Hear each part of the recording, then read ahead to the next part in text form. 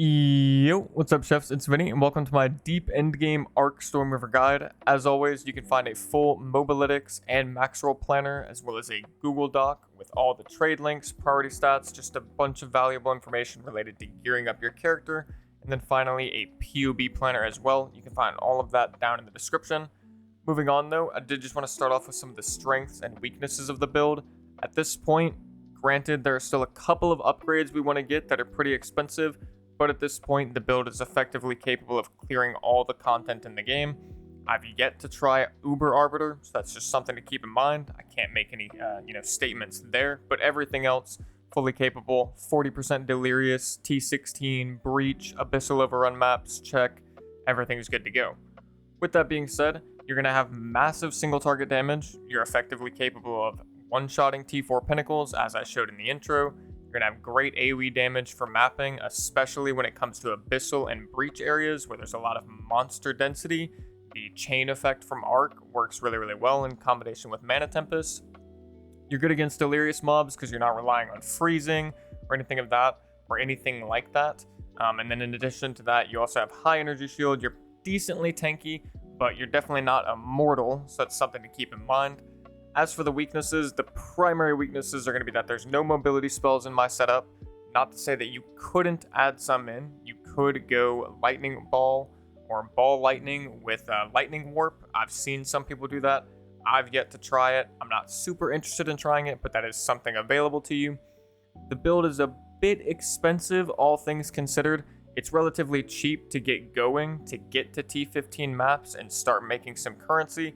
But like pushing beyond that point to be able to, one-shot T4 Zesht, trying to do T3, T4 Simulacrum, it does get pretty expensive pretty quick, so that's just something to keep in mind.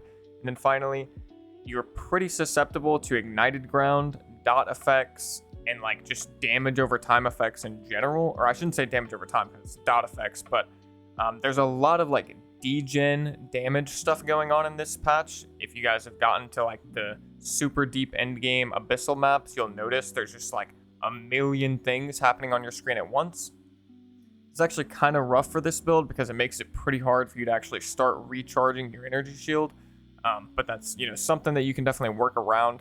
You have to play a little bit cautious whenever you're like running into an abyssal overrun map. As I'm sure you guys are aware, not only are you going to lose all your FPS, but there's so many instances of damage going out that you run into issues trying to actually recharge your energy shield. With that being said, I do just want to clarify that I don't think this is super specific to my build. If I had to take a guess, most builds are probably struggling a bit with the super deep endgame, like 40% Delirious, specifically Abyssal Overrun maps. As I said before, not to mention the fact that you're losing all your FPS, but there's also just some really nasty spikes in difficulty at times where it feels like you're obliterating 90% of the map, and then you just run into a pack of mobs where the rare monsters there have like the most disgusting combination of modifiers you can imagine, and you just get instantly folded out of nowhere, even though you just obliterated everything else. So I'm assuming they're going to look into that and probably tune some things down a little bit, but we'll have to see. I can't say for sure.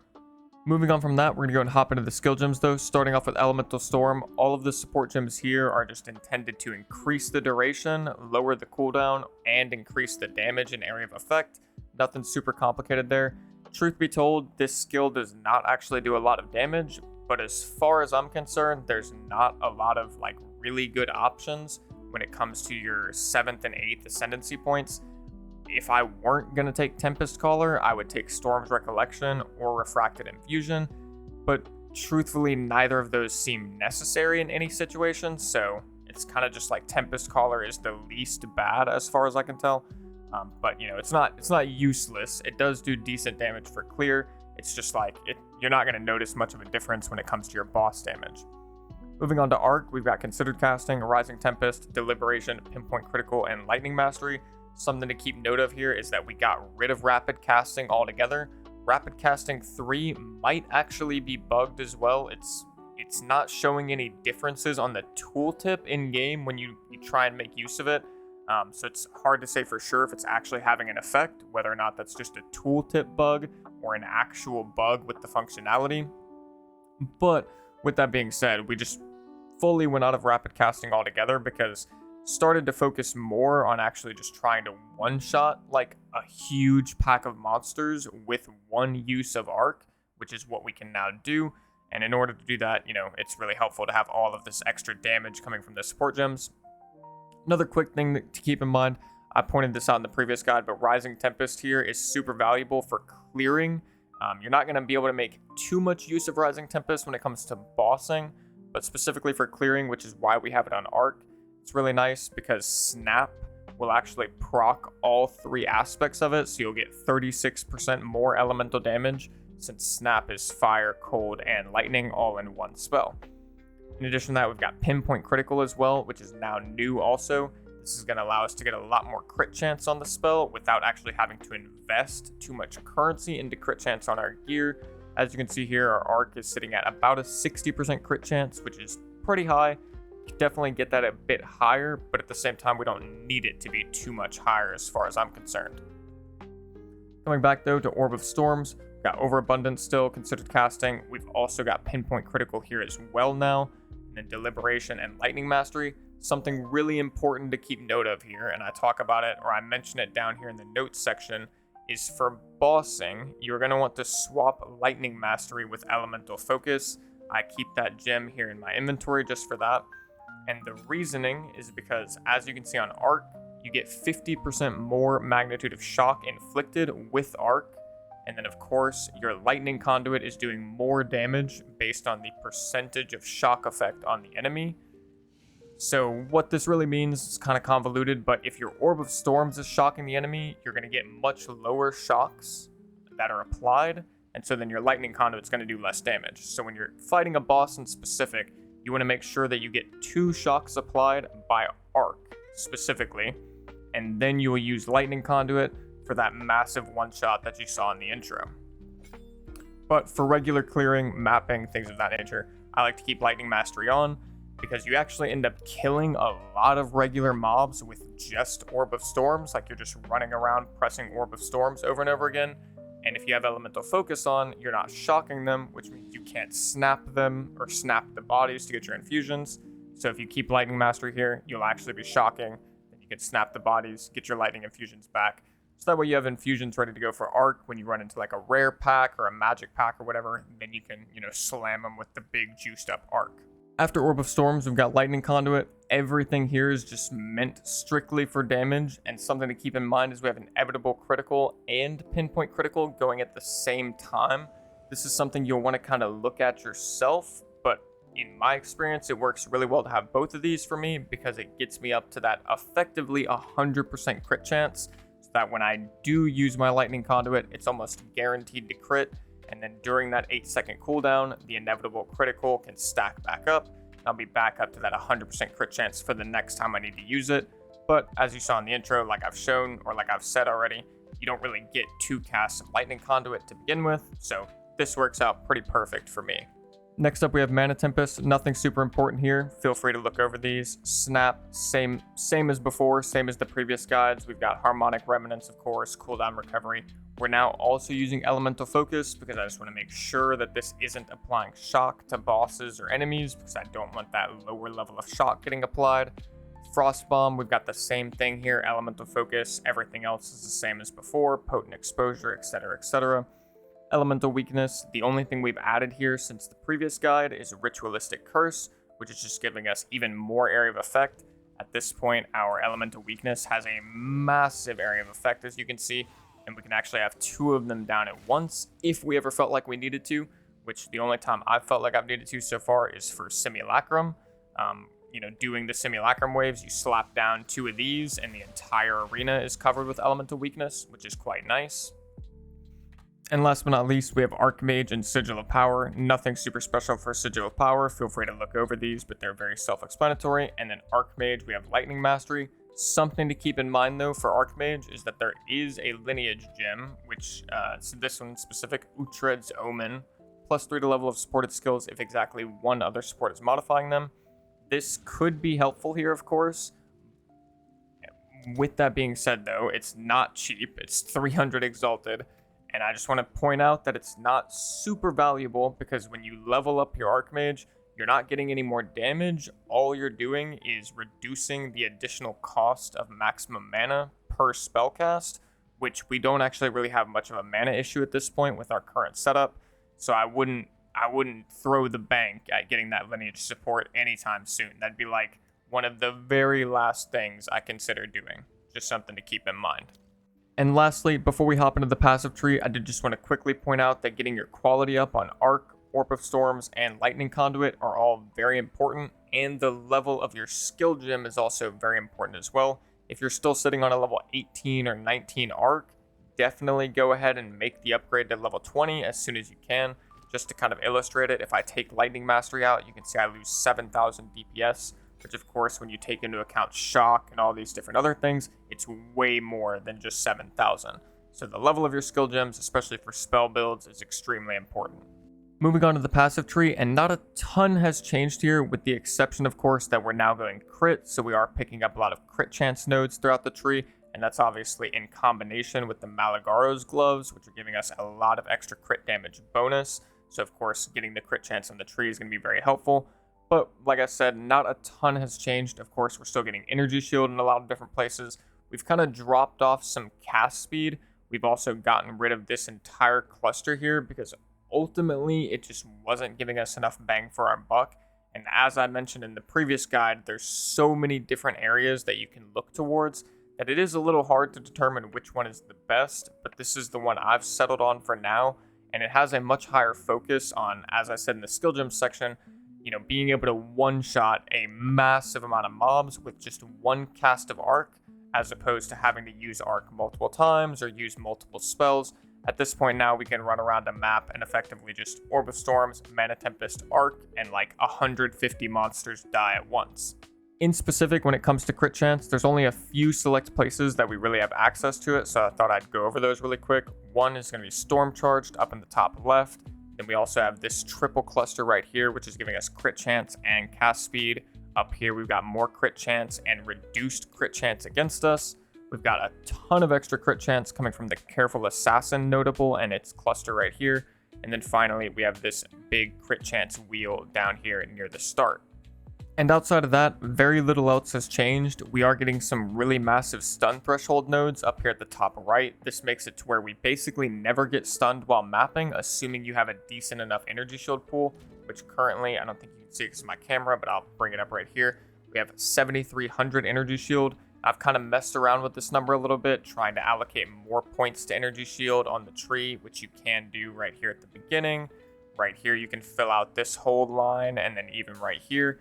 But I've noticed that getting around 6,500 to 7,500 seems to be the sweet spot for me.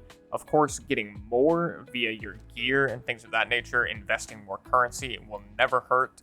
But over allocating points into it in the passive tree ultimately is going to come with an opportunity cost, since we do have a limited number of passive points to play with. And finally, the last three things I wanted to touch on with the passive tree is going to be, one, we are now grabbing Chaos Inoculation and then making a big trip over here to grab Wild Storm. You can make the argument that anointing Wild Storm in your amulet would be a good idea. However, you'd only save 2 points because you'd still want to come down and grab Conservative Casting anyways, and this is a 7-point trip, and this from Chaos Inoculation to Wild Storm is only 9 points. And on the way to Wild Storm, we get Careful Assassin, and we get a bunch of extra lightning damage. So I think this is actually going to be a better choice overall. And Wild Storm Anoint is very expensive because you need double Isolation Fear compared to getting just double Disgust and Ire, which is very, very cheap. After that, I just wanted to quickly touch on the weapon set points. I get questions about these with every video. The green are going to be allocated to weapon set 2, which is our Chiming Staff. This is currently only casting Elemental Weakness and Sigil of Power. So when you look over these, you'll notice we're getting Curse Duration, Curse Magnitude, Curse Area of Effect, and then just more Area of Effect to increase the radius of those two spells. Pretty self-explanatory. And then the red lines are attached to weapon set 1, which is responsible for all of our other spells. So imagining we had no weapon set points, we would be taking the red lines because these are just our usual things that we're looking for.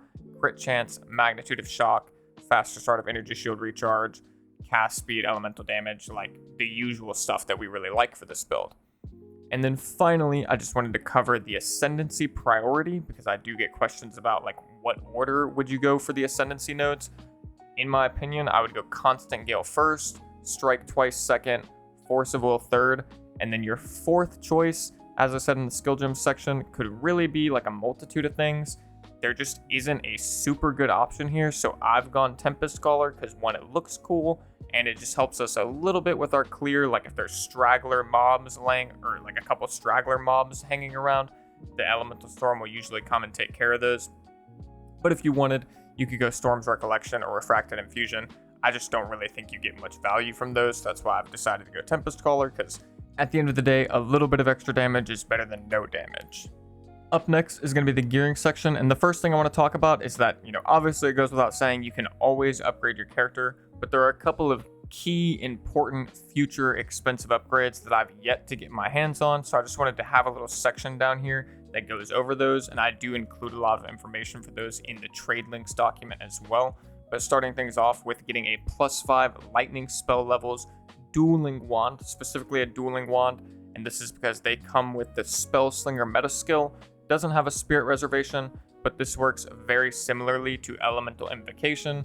The primary difference is the way you gain energy. With Spellslinger, you just gain energy by casting spells, and it's determined, or the energy you get is determined by the cast time, the base cast time of the spells you cast. Then once you have enough energy, you can then use Spellslinger, and that will trigger any of the spells you have socketed within it, which in this case, of course, we would be putting Lightning Conduit in there, because Lightning Conduit does have this pretty big wind up, so being able to get rid of that would be quite nice. And since Lightning Conduit has an 8-second cooldown, during that 8-second cooldown, that would give you more than enough time to build up the required energy to then use it once again if you had to for whatever reason. After that, you would also want to get a From Nothing Diamond with Eldritch Batteries specifically. These are going to run you around 400 to 500 Exalted right now. Not a priority upgrade in my opinion, which is why I don't have it yet. But what this will allow you to do is it allows you to get a lot of the very valuable nodes right here. In specific, you can get Arcane Intensity, Raw Mana, Ether Flow, Lightning Quick, Drenched. You can get literally all of those strictly by just getting the From Nothing Diamond. And once you have that, you could just find something that you're, comfortable with dropping off, and then you could allocate those points and you get a ton of value that way. But like I said, of course, that is pretty expensive. In addition to that, getting a level 21 Arc and Lightning Conduit would obviously be very valuable. Getting a Hedge Witch Assandra's Rune of Wisdom, which this will give you +1 level of spell skills. It is a rune, which you can put inside your wand. I'll actually pull it up here in the currency exchange just to show you guys really quick. Hedge Witch right here. It's currently going for 350 Exalted, which is roughly 5 to 6 Divine at the moment, so not super cheap. And it's very important to note that I would not worry about getting this until you have a really good wand. After that, getting some juicy breach rings. Obviously, it's kind of a staple for having a super finalized build. Having some really nice breach rings, of course, would be very valuable. And then beyond that, just getting more energy shield, more crit chance, more cast speed, even other things like more spell damage, more lightning damage on all of the pieces that you've already got it. Just getting better versions of those equipped pieces obviously never hurts, but it's going to require a higher investment of currency. And moving on from that, I'm going to go ahead and make my way over to the trade links Google document. I'm not going to spend too much time on gearing because I don't want the video to get super long, and I include a lot of valuable information here in this trade links document for this reason. But I do want to go over a couple of key things just while I've got you here in the video. Of course, there are going to be some mandatory, very valuable uniques for this build. One is going to be Ingenuity. You have the option of choosing Ingenuity or a Darkness Enthroned belt. I'll include something on screen here for the Darkness Enthroned belt. You'd specifically want one that makes the socketed jewels act like glove jewels, or runes, my mistake. And then you would want to get the Magnitude of Non-Damaging Ailments runes, socket those in. This will make your shock extremely strong, almost like 80% level of shock for each shock. So you have like 160% total. With that being said, I think the Darkness Enthroned is pretty specific to bossing. You're going to get very little value from it in just regular mapping, where I think Ingenuity, you get value in both aspects, mapping and bossing. But if you know you're about to just farm a bunch of T4 Arbiters, then having a Darkness Enthroned in your stash would definitely help for that. Outside of that, just getting an Ingenuity with, the best rolls you can is, of course, going to be helpful, and the trade link here will help you get one of those at a decent price. After that, getting a Heart of the Well unique jewel.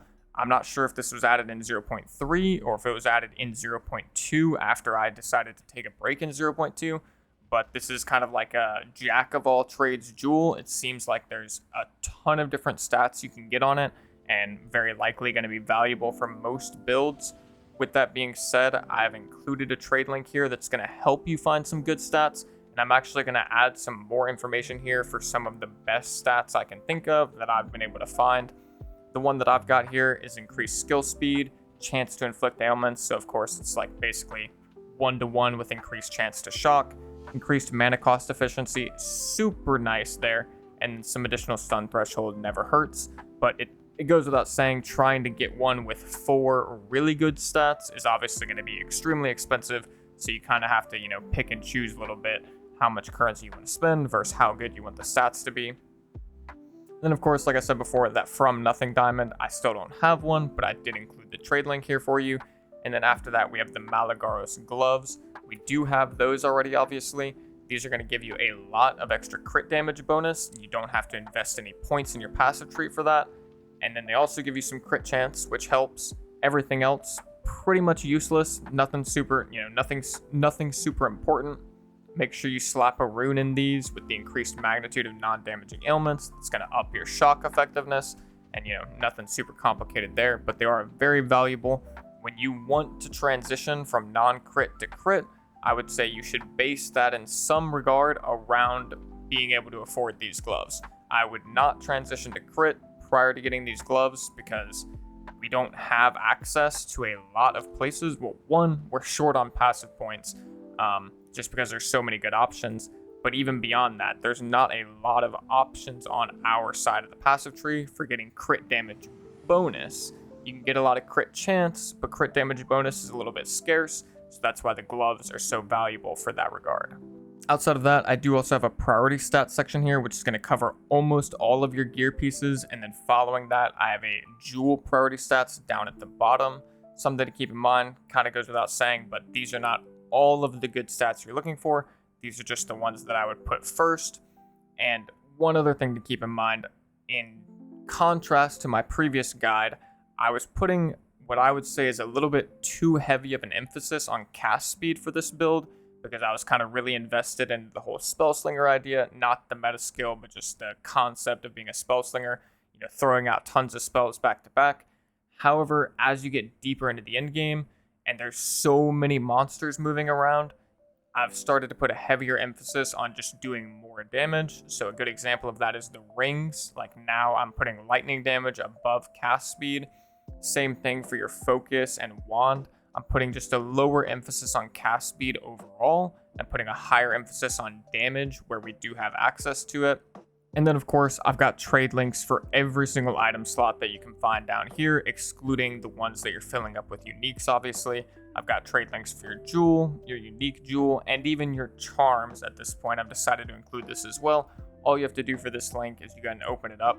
It's going to be set to silver charm, but you just need to type in whatever charm you're looking for. So if you want a dowsing charm, for example, just slap on dowsing charm, hit search, sort by sum. Here you go. I've got the price or the max price set to 25 Exalted Orb equivalent. And you're going to find, charms with really good stats, increased duration, increased charges, and you're good to go in that regard. And last but not least, I just wanted to do a quick Q&A for some of the most asked questions that I've received so far for this build. Starting off with one, how do I fix my mana issues? Well, pretty simply, these 3 points right here are going to cover you when it comes to mapping. This will give you recover 4% of max mana on kill. So when you throw one arc and it kills 10 to 15 mobs, you're going to be getting pretty much all your mana back. So you shouldn't have any mana issues when it comes to mapping. And then the 3 points on the left in combination with conservative casting will have you covered when it comes to bosses. Of course, make sure you're using your mana flask if you feel like you need it, but you really shouldn't once you have all these points. Up next, the best amulet anoints. Well, of course, I'm going to say conservative casting, in my opinion, is the best, and it's very cheap. But in addition to that, you could try and use something like Frazzled, or if you really want to, you You could anoint Wild Storm if you want to try something different and creative. And then, of course, you always have the option to come over to POE Ninja.